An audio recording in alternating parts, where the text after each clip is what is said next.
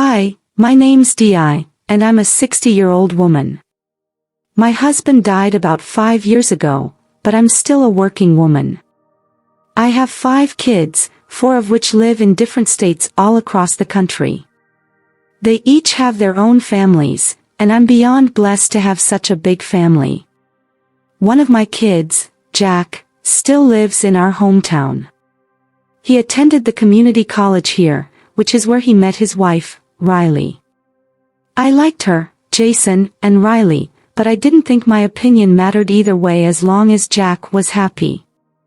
The two of them got married pretty soon and then pursued further education together in their respective fields. When they got good jobs and earned enough, they decided to have a child. I was excited because that meant I had one more grandchild to spoil. But Riley was weird about me meeting my grandchild, Jason. She was very particular about when I could visit and how long. It was understandable in the first year of Jason being born, but even when he was 6, that was odd. But I let it go because every family functioned differently. Before I knew it, though, 12 years had passed because of the limited amount of interaction I was allowed to have with Jason. I didn't really get to develop a strong bond with him. All I did know was that we both shared a genuine love for books.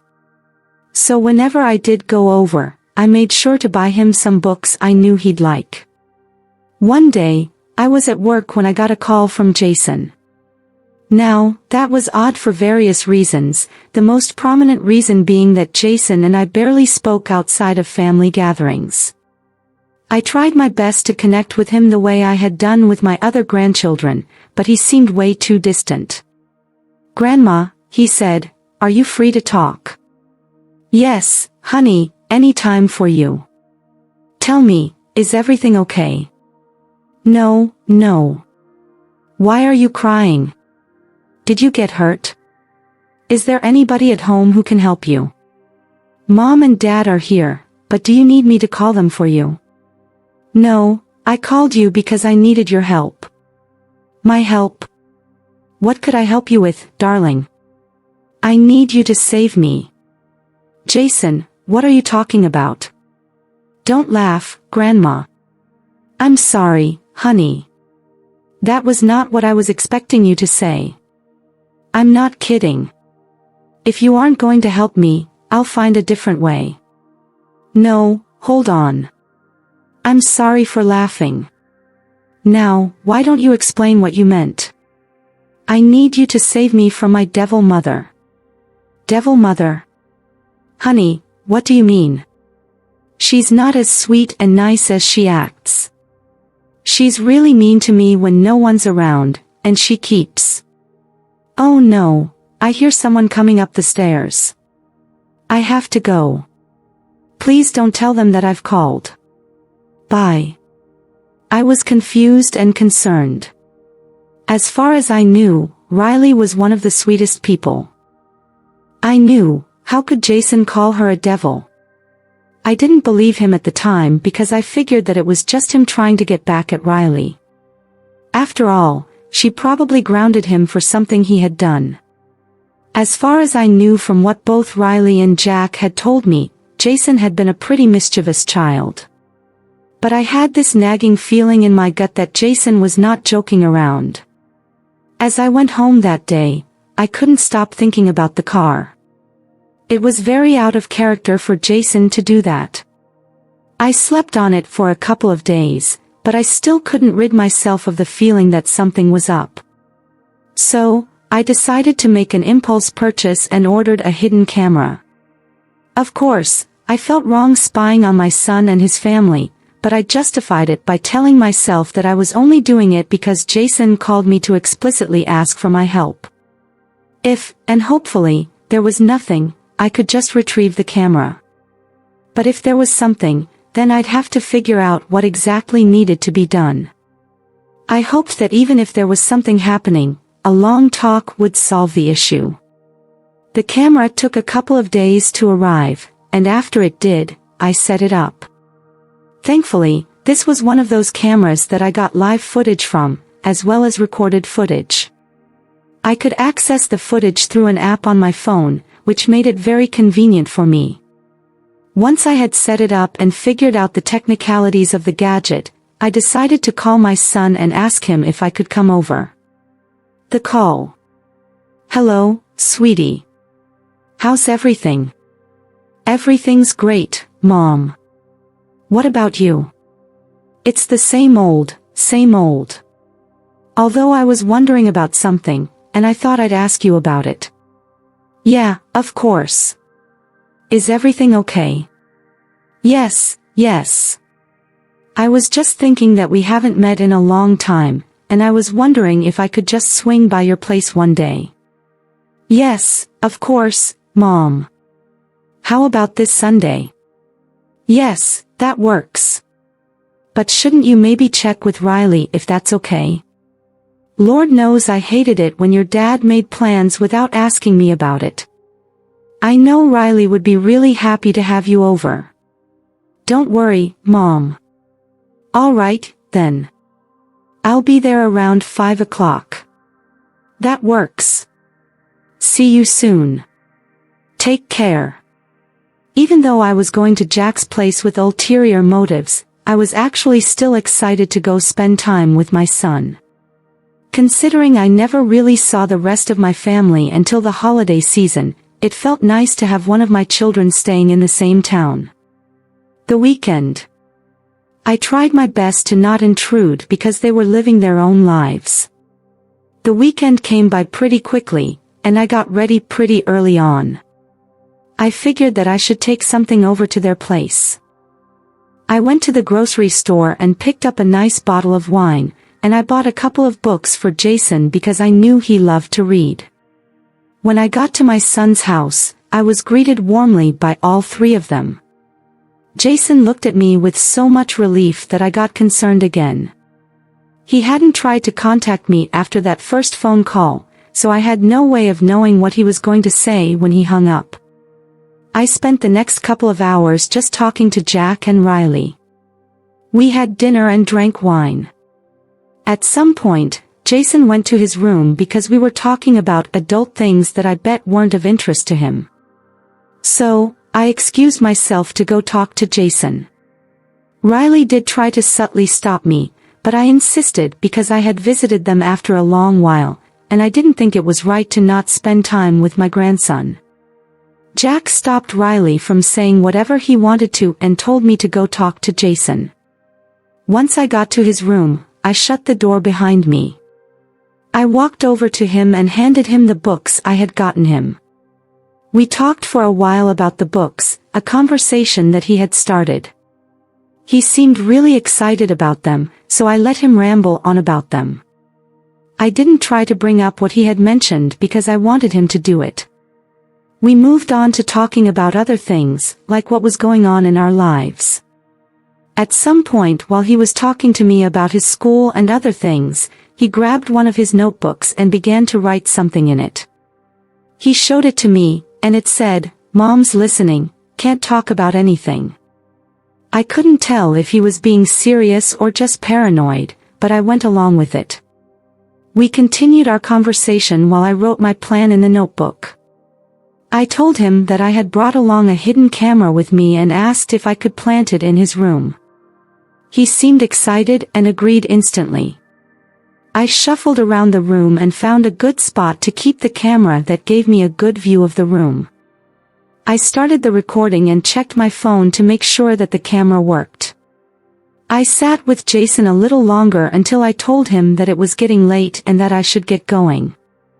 I did leave my scarf behind so I would have an excuse to come back whenever I needed to. I remember hearing footsteps hurriedly shuffling away from the door after I said that, and it made me wonder if Jason truly was right. I didn't pay much mind to it at that time, and I hugged Jason goodbye.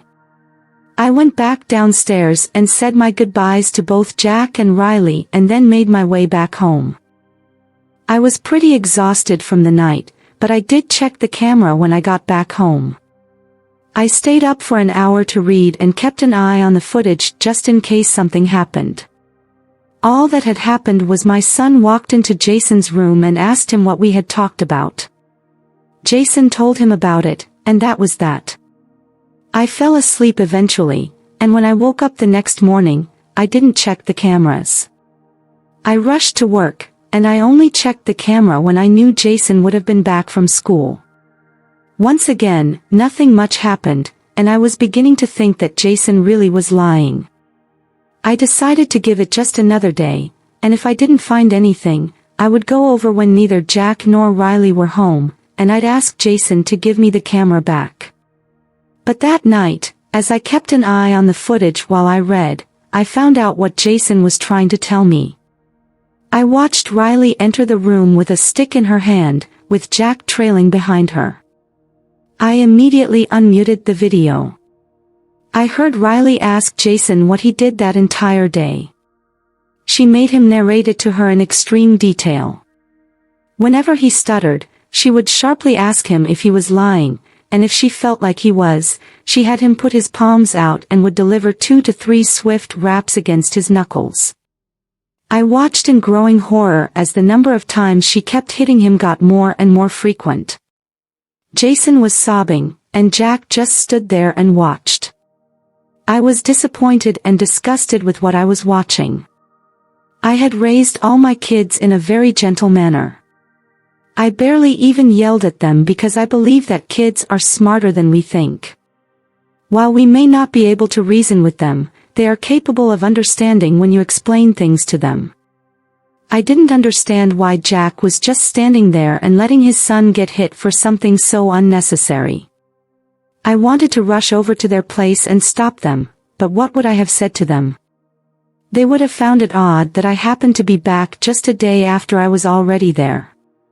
I remembered that I had left my scarf there, but I knew that I could have used that excuse in that moment because I needed that as an excuse to meet with Jason. But I could do one thing. I picked up my phone and called Jack. "Hey, Mom. Is everything okay?" "Yes, no worries. I hope I'm not disturbing you." "No, no. Riley and I were just saying good night to Jason." "Ah, all right then. I just wanted to tell you that I think I left my scarf in Jason's room last night. I remember setting it down there and then like a klutz, I forgot it there. Do you think I could swing by tomorrow and pick it up? Why don't I just come over and drop it off for you right now?" "No, I'm way too tired, and I'm going to fall asleep before you even get here. I had a long day at work, and I'm barely even holding up the phone right now." "All right then, why don't you swing by in the evening?" "I can't do that. I'm meeting up with a couple of my friends for game night tomorrow." "Well, Riley and I won't be back till evening. Why don't you swing by the day after? I need that scarf for tomorrow, we're having a Fed get-together of sorts." "Well, you could swing by in the afternoon. Jason will be home." "Oh, lovely. I'll be there around 2. Good night, Mom." My heart raced as I came up with a lie on the spot. At least my call distracted Jack and Riley enough for them to discuss whatever I had said to Jack, instead of focusing on hitting Jason. But before they left Jason's room, Riley declared that Jason would not be getting any dinner or any other meals until dinner the next day. I was appalled. I wished I didn't believe that Riley and Jack would follow through, but from what I saw, I knew that wouldn't be the case. The next day, I took off from work and mentally prepared myself for the conversation that I was going to have with Jason. I was sure that he would not want to continue living there, but I still needed to hear him say that. Before I went over to Jack's place, I made sure to pick up some food for both of us. When I got there, Jason looked like he was about to faint at any minute. He looked weak, and he was very lethargic. Riley really did make him not eat anything. I quickly gave him his food and watched as he devoured it. I felt so sorry for him, and I knew that I wanted to make things better for him. When he was done eating, I spoke to him. "Did you see everything that happened?" "Yes, darling, and I'm so sorry for laughing at you earlier." I had no idea. No, it's okay. I know Mom seems like the nicest person, but has she always been this way? The beating only started recently, but the starving has been going on for a while, and I just need to get a clearer understanding. So, could you tell me why Jack isn't doing anything? He's too scared of Mom. He just follows her everywhere and listens to everything she says. Everything she wants, she gets. Oh, honey, I'm so sorry that you've been dealing with this for a while, but I am curious, why didn't you eat anything at school? Mom didn't send me to school on days that she doesn't let me eat. I stay home. Mom measures how much of each food is there in the house, and if it's even 1 gram off when she gets back, I get punished.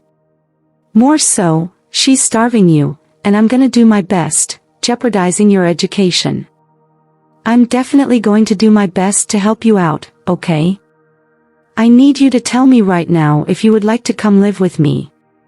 I'll take care of everything you need, and I'll keep you away from Mom and Dad. Of course, Grandma. Anywhere away from here will be great. I promise to only be good. Just please take me away from here, I promise I will, darling. But it will take some time. Do you think you can handle staying here for a little while longer? Yeah, I can. I've been living here for 12 years, so I can wait a little more. I carefully took away all the wrappers and made sure to leave no trace of any food there. I didn't want Riley to make things worse for Jason. I then helped Jason clean up any crumbs and then checked and double-checked to make sure we left the place exactly as it had been. I went back home and made sure to call Jack to let him know that I had gotten my scarf back and thanked him for being cooperative. Next, I contacted a good family law friend of mine who worked with family law. I explained my situation to him, and he told me that it would be hard and long to fight for custody of Jason. He also informed me that while I may be able to get custody, the judge may only give me a temporary one, and in that time, Riley could easily change her behavior and get back her custody of Jason. I knew that getting her to court and trying to fight for custody was definitely not going to work in my favor, especially with what little evidence I had. But I did know one thing, I could use the evidence. I did have to get her to make me Jason's legal guardian. You see, Riley worked as a counselor at one of the many middle schools in our district. I was sure that she wouldn't want her abusing her child to reach anyone and take away her current job and future job prospects. I kept careful watch over the footage the next few days as I gathered all my evidence and sorted the paperwork for a transfer of guardianship. I waited until it was the weekend to go over to Jack's without any notice. When Jack opened the door, he seemed surprised to see me there. "Mom, what are you doing here? I need to talk to you and Riley." I don't think now's a good time." "Why? What's going on?" "Just family stuff." "Hold on, how come you're suddenly over so frequently? Can't I visit my son?" "I didn't think I needed to have any special permission to do that." "No, I didn't mean it like that. It's just that you've taken a sudden interest in us this week, and it's weird because you rarely ever drop by before." "It isn't really weird. I only came over today because I have something seriously important that I need to talk about with the two of you." "What's that sound?" I knew that Riley was doing something to Jason because of how evasive Jack was being, but when I heard what sounded like loud crying coming from Jason's room, I pushed Jack aside and walked into the house. There was no way I was not going to protect him when I was standing right there. I ran, well, more like speed walking, considering I'm not very young, to Jason's room and burst the door open, only to see Jason sobbing as he clutched his face. Riley was breathing hard as she looked at him with so much malice that I shivered. I ran over to Jason and asked him if he was all right. He just hugged me tight and wailed into my ears. Riley huffed and walked away. When Jason calmed down, I took a good look at him and noticed that his cheek was red and swelling up, his knuckles were bleeding, and there were welts on his arms, all from the stick. I felt a kind of rage in me that I had never felt before. What kind of a monster do you have to be to hit a child so hard? Nothing the child did deserved that level of treatment.